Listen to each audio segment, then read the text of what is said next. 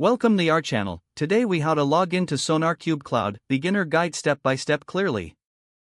To begin, open your preferred web browser.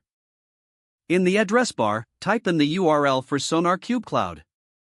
Press the enter key to navigate to the site. On the landing page, look for the login button. Click on the login button to proceed.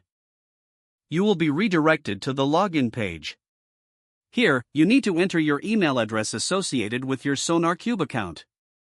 Next, type in your password in the designated field. After entering your credentials, double-check for any typos. Once verified, click on the Sign In button. If your credentials are correct, you will be successfully logged into your SonarQube Cloud account. In case you forget your password, look for the Forgot Password link.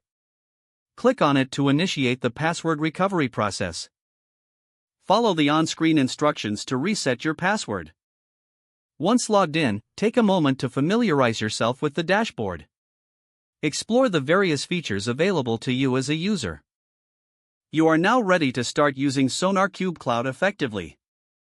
If the page does not load, refresh the browser or try again in a private or incognito window. Make sure you are using the correct email address, then retype it carefully to avoid small typos.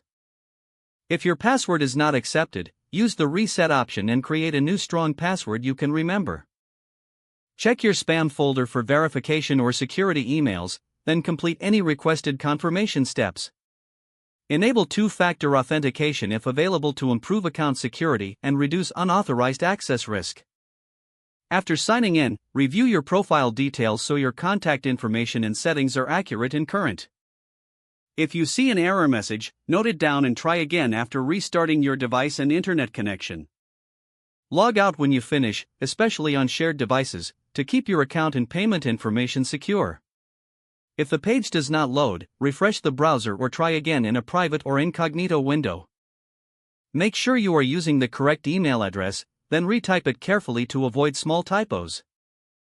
If your password is not accepted, use the reset option and create a new strong password you can remember. Don't forget to like this video and subscribe to our channel for more step-by-step tech guides.